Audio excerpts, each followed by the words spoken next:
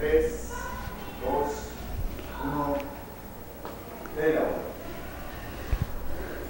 Buenas tardes, estamos de nuevo en su revista sociocultural. Vamos a conversar con ustedes sobre el tema electoral. El próximo domingo, 26 de noviembre, serán las elecciones generales, es decir, usted va a estar votando por quién será el presidente de la República, cuáles serán los diputados que lo van a representar a usted ante el Congreso, pero también estará votando por su candidato a alcalde. Entonces, vamos a platicar un poco sobre este tema para que usted pueda, si en el transcurso del programa se quiere, llamar y emitir su opinión. Estas son, desde el 82 hacia acá, la novena elección que se ha dado en un sistema democrático, obviamente con algunos problemas, con algunos retrocesos, con algunas deficiencias, pero en todo caso se asume que es un proceso democrático, pues dentro de una gama de partidos políticos se escogen los candidatos a presidente, a diputados y a alcaldes. El último proceso que tuvimos en Honduras fue precisamente el 2013, donde el Partido Nacional de Honduras se hizo con la victoria de ese proceso, a pesar de que hubieron denuncias de fraude electoral. Al final, pues, el Partido Nacional se declaró vencedor, y así también lo manifestó el Tribunal Supremo Electoral.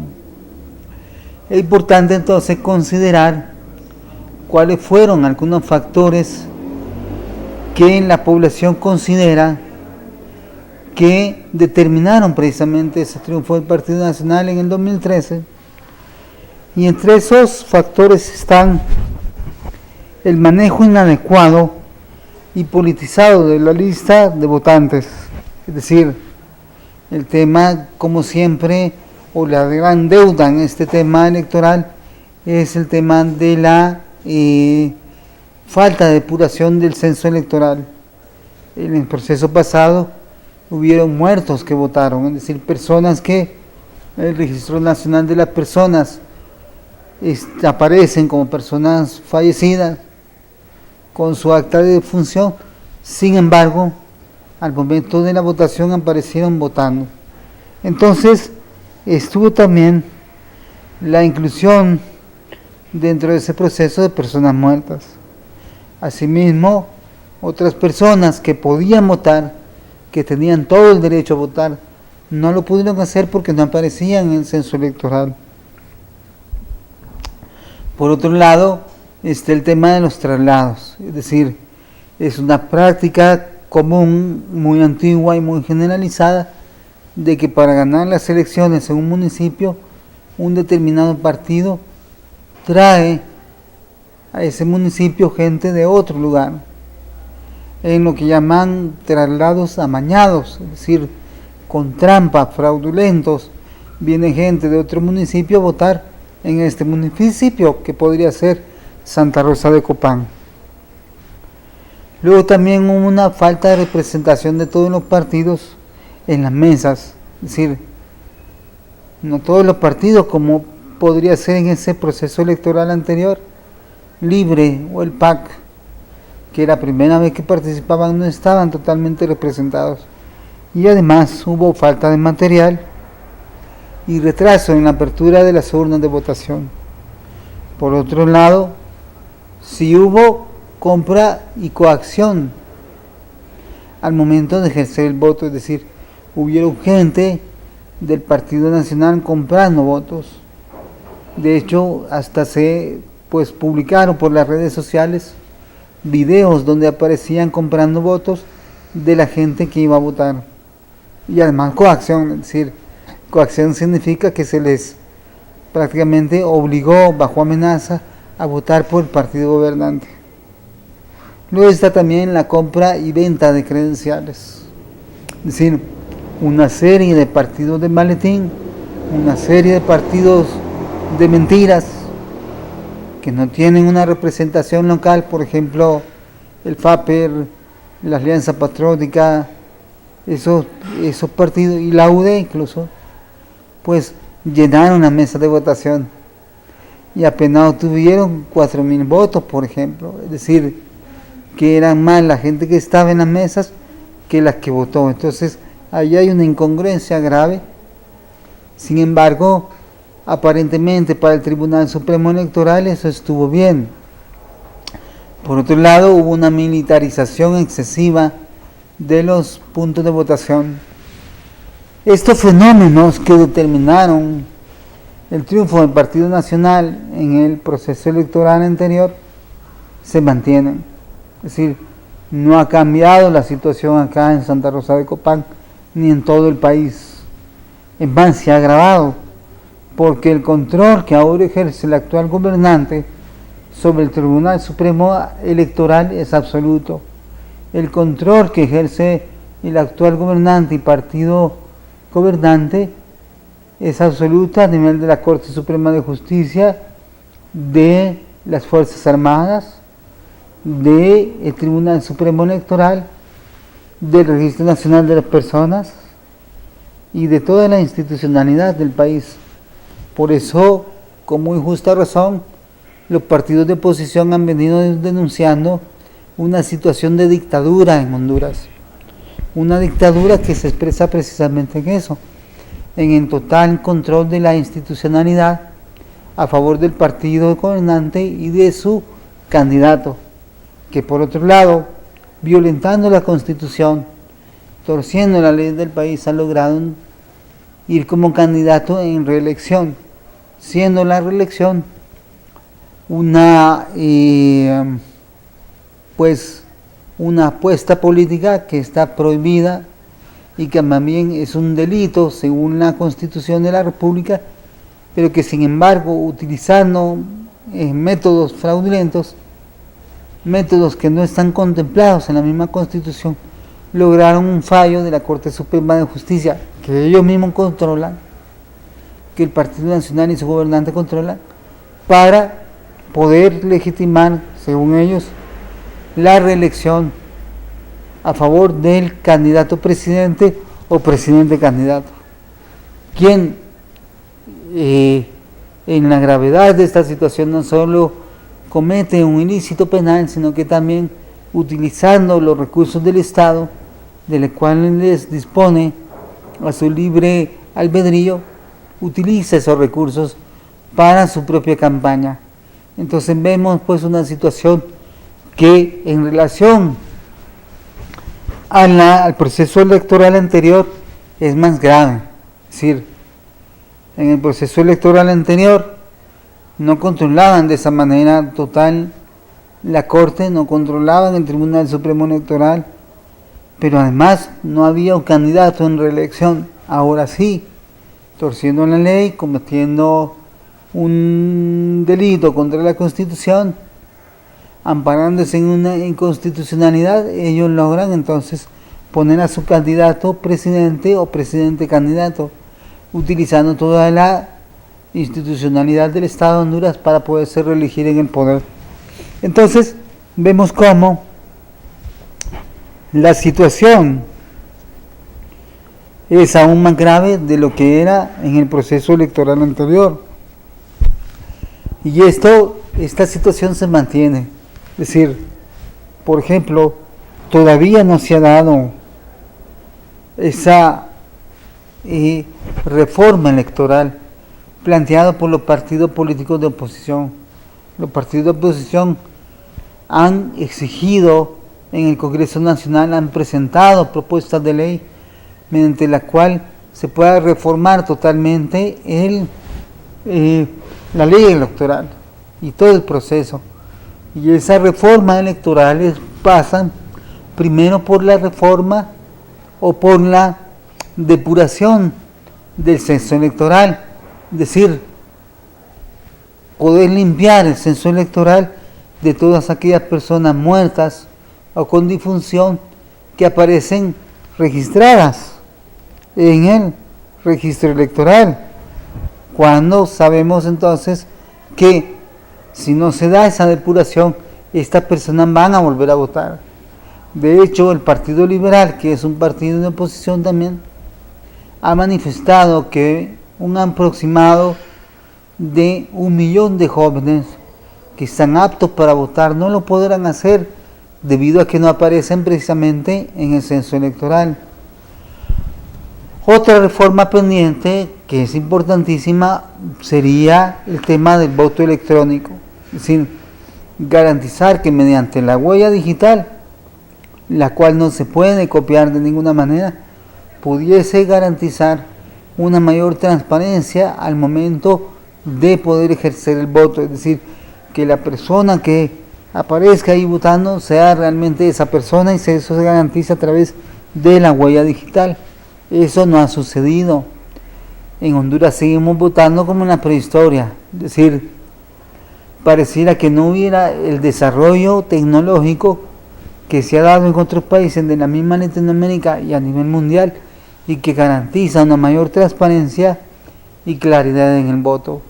Entonces, esos temas están pendientes. Hay otras reformas también que están pendientes, como por ejemplo la depuración del Registro Nacional de las Personas. El Registro Nacional de las Personas sigue siendo un patrimonio político del Partido Nacional. Es decir, los empleados responden a los intereses de su partido. Allí debería ser que las personas que trabajaran en el Registro Nacional de las Personas y que son las que entregan las identidades, debieran ser personas apolíticas, es decir, personas que no fueran contratadas por su afiliación política con el partido gobernante, sino más bien debían de ser personas que por la meritocracia, es decir, por sus capacidades, por el desarrollo de sus habilidades, por el profesionalismo deberían de estar allí, pero no como se da ahorita. Y esto precisamente garantiza el fraude electoral, porque ¿qué pasa cuando el Registro Nacional de las Personas solo entrega identidades a los que son del Partido Nacional? Eso garantiza por un lado que solo los nacionalistas votan y también impide y obstaculiza que los miembros de otros partidos puedan realizar pues o ejercer su voto. Entonces esto también está pendiente, es decir, esa reforma electoral no se ha dado y por tanto las condiciones son iguales o peores que en 2013.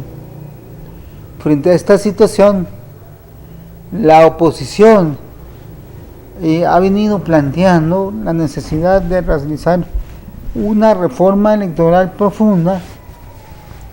Sin embargo, pese a haberse dado incluso algunos encuentros entre los partidos de oposición y el partido gobernante para discutir esos temas, se han planteado en el seno del Congreso. No ha habido voluntad política de, en este caso, del Partido Nacional y de sus aliados en el Congreso, que curiosamente es el Partido Liberal, que se supondría que es un partido de oposición.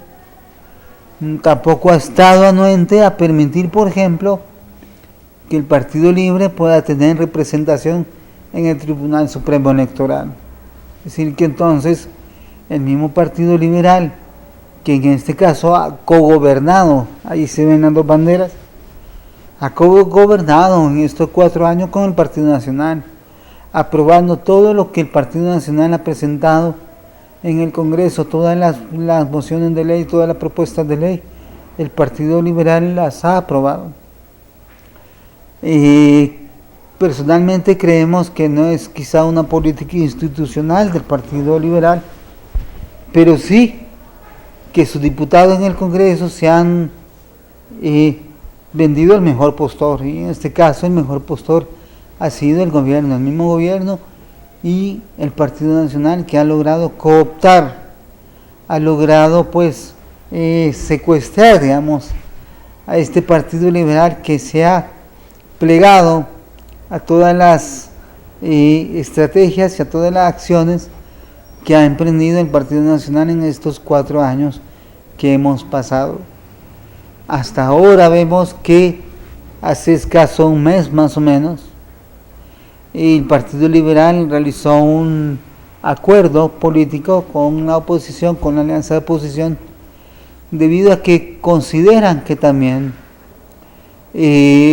la transmisión de los datos de las urnas a través de la empresa Mapa Soluciones o la empresa posterior que se contrató para esa transmisión de datos, pues facilitaría en este caso el proceso de fraude.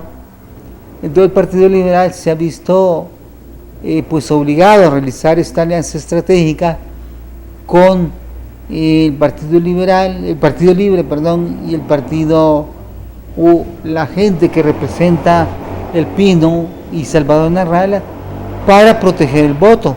Es decir, que la alianza de oposición y el Partido Liberal han acordado que solo van a reconocer los resultados que consten en las actas electorales.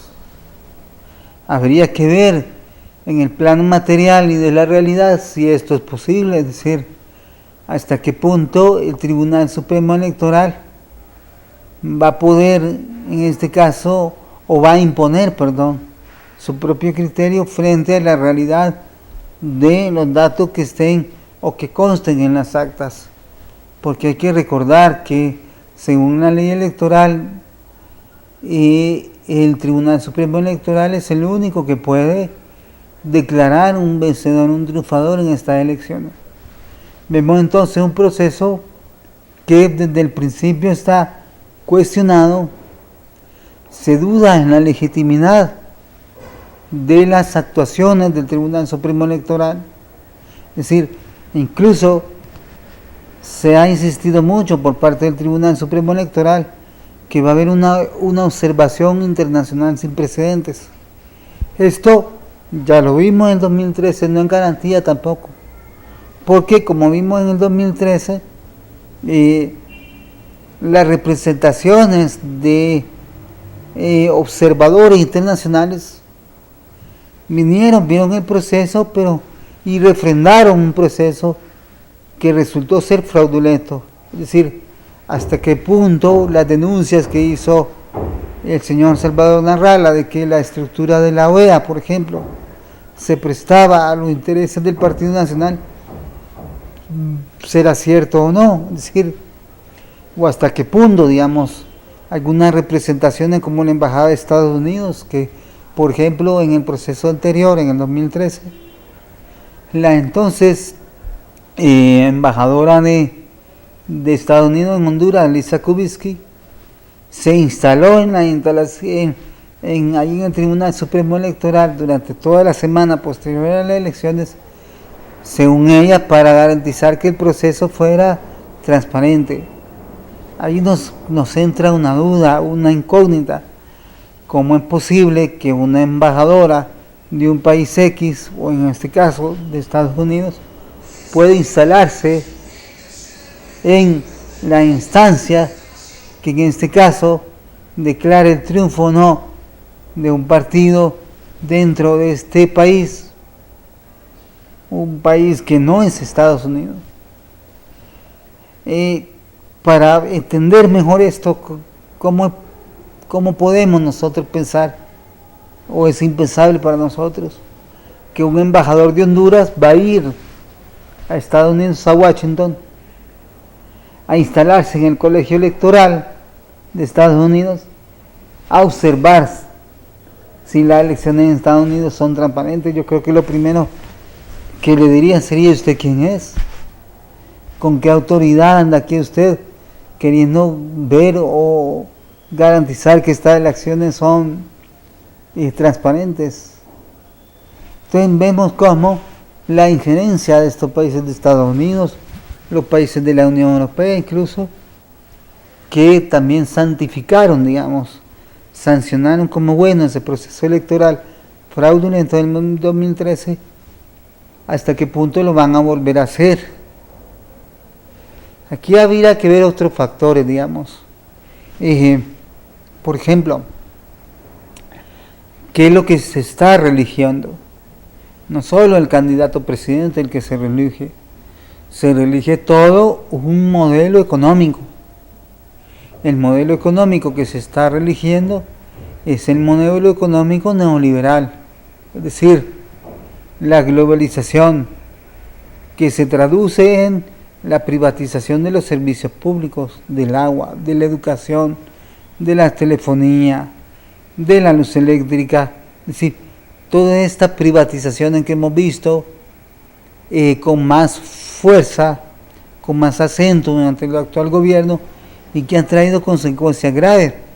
Fijémonos, por ejemplo, solo en el tema de la energía eléctrica, es decir, el presidente actual privatizó la empresa nacional de energía eléctrica, la cual no le había costado ni un centavo a él ni a su partido, pero sí costó toda una historia de sacrificio para el pueblo hondureño. Él prácticamente se la regaló a una empresa colombiana, la cual es la que tiene actualmente el monopolio de la energía eléctrica en Honduras, y que hemos visto que ha tenido graves consecuencias, es decir, un mal servicio, un pésimo servicio, un servicio mucho más caro que antes y mucho menos eficiente. Entonces, eso es lo que se está reeligiendo en realidad. Además, el otorgar concesiones a todas estas empresas que generan precisamente energía eléctrica a través del agua de los ríos de nuestro país, como el caso de la empresa DESA, que fue la que estuvo detrás del asesinato de Berta Cáceres y de otros líderes indígenas o campesinos que protegen precisamente el derecho humano a tener un medio ambiente sano. Entonces, ese tipo de concesiones van a continuar si este gobierno se reelige. Es decir, es cierto, el candidato presidente candidato se va a reelegir, pero reelige también todo un modelo económico que hemos visto que ha sido lesivo para la población. Hemos visto cómo el aumento del desempleo es cada vez más galopante, cómo en materia de educación las escuelas prácticamente se están cayendo. Es decir, la educación pública ya dejó de ser educación pública. Quienes mantienen las escuelas son los padres de familia. No son precisamente, no es el Estado, no es el gobierno. El sistema de salud es deplorable, no le garantiza salud a nadie. El seguro social fue, pues,